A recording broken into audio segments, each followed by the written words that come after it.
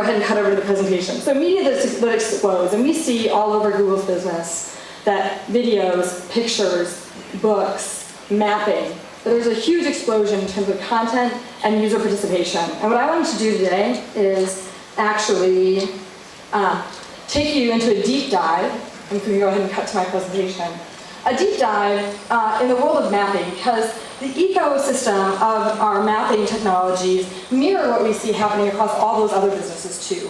Videos and pictures are really obvious, and a lot of people talk about those. But what's happening in geo is as interesting and as rich. So we think about our geo projects as building a mirror onto the world. So you can actually use our technologies and use these tools to see a reflection of what the world looks like today. And it's amazing actually how physical this business is. Because what it means is we're licensing content from satellites in order to get satellite imagery. We are actually renting planes and licensing data from planes that fly in different altitudes over cities in order to get different resolutions and zoom levels of the aerial photos you see in Google Earth. It means we have cars driving up and down the streets to try and see what buildings look like from the front. And we also have users annotating and participating to become part of this with YouTube videos that are geolocated, pictures that are geolocated, so on and so forth. This is a picture of like one of the classic kinds of planes that we rent.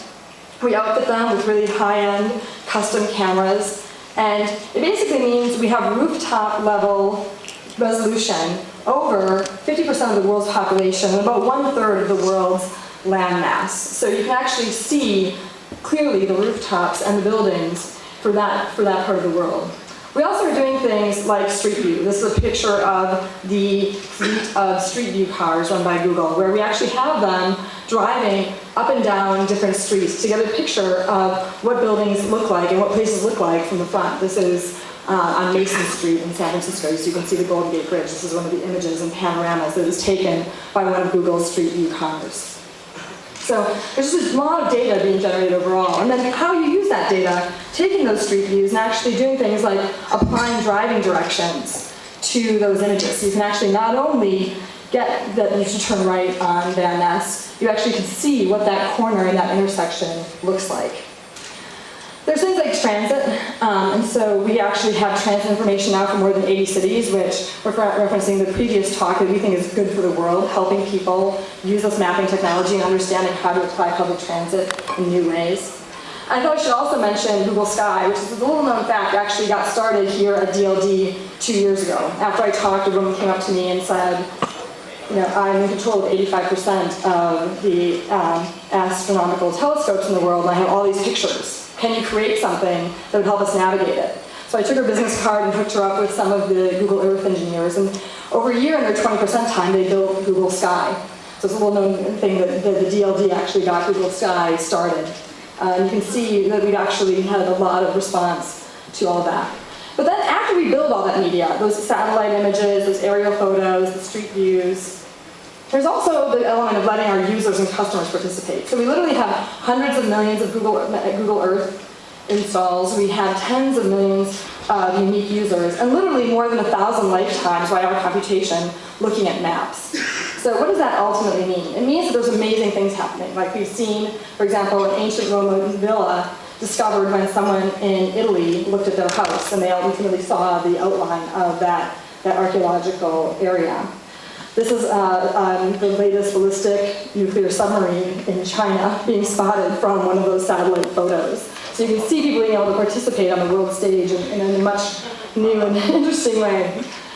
These are Google Earth overlays that have allowed people to create maps that didn't previously exist. So Santiago, Chile didn't have a great map of their subway system, and the users there together built a KML layer that actually is the best and only comprehensive map of the subway system.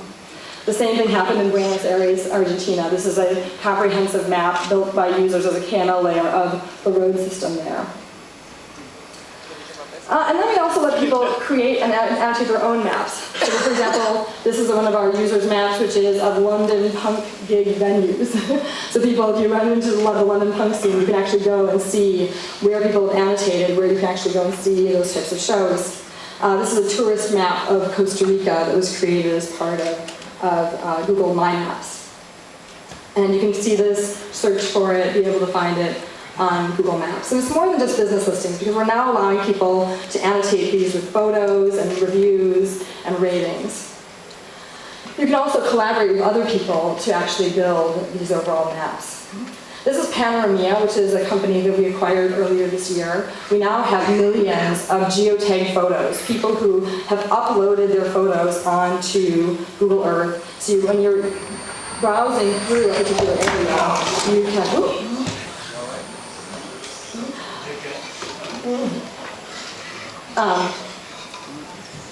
are you okay? You can see this is Panoramia, lots of photos, and you can see there's obviously the hazard of different cameras as well. Different photos all over the Earth, geotagged, so you can actually see where things are and what they look like from the ground is taken by our end users. This is SketchUp, which it was interesting. How many people here have tried or know of SketchUp? Well, SketchUp was a 3D software that we bought. We thought it was actually a really remarkable tool. It made it very easy to build 3D models. And we bought it hoping that people would actually build 3D models. But we weren't actually sure how it would play out. And it's been amazing. People have built really complicated 3D models and uploaded them for other people to share and collaborate on. So these are some of the temples in Pakistan. Here you can actually go and just pick up this model, play with it, and map it onto Earth yourself. And this kind of collaboration basically means that our users have built models. This is Denver, as our users have built it out. So you can see the type of detail using Google SketchUp, how they've actually modeled the city. We've seen the same thing. These are buildings in Tokyo, as built by our end users, and Kabul. So this kind of detail, just, it's unimaginable to me that this has happened in such a short amount of time. This is a Buddha in Lantau that was built, you can't see it here, with this incredible amount of overall architectural detail. And we've also rolled out a Model Your Campus program where we have university students modeling their campus so we understand at a very granular level what those campuses look like. And so it basically means we now have tens of millions KML and GeoRSS feeds. This is a map of where our user-contributed geodata comes from. So you can see it comes from almost everywhere on Earth. There's almost every location that's tagged.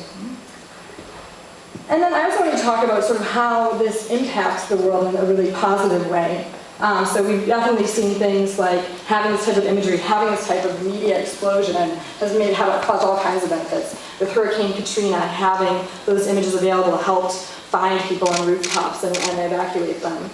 We've seen things like, for example, in Pakistan, the earthquake. Immediately, the users got on and annotated which roads were damaged to allow people to access more transit. And then, of course, there were things like the Darfur KML layer we worked on with Google Earth with the Holocaust Museum, which actually tried to show some of what's happening in Darfur. And allowed people, even who are occasionally as dense as George W., to recognize that, in fact, there is a genocide and a Holocaust happening there. But I do think that overall the Google Earth Outreach program, in terms of what it's doing for the planet, is really important. And of course, all of this, one reason I want to talk about this is because there's obviously a theme here, being in Germany of cars, and also just of the rise of mobile as of late, in terms of taking all of those different types of media and bringing them to phones and to cars. And it's in this moment with this kind of media explosion. So this is one example of what's happening in media, just in the geo area. But when you look at what's happening in video, with pictures, with books, let alone with all the standard medias we're familiar with, like blogs and user mailing lists and such, it's really amazing to think about, one, how much content there is, and it's also interesting that in this moment, this is when search really becomes that much more relevant. Because with this type of dearth of information, that's when you need really good organizational and search tools to actually be able to use all of this in a way that ultimately is useful and beneficial.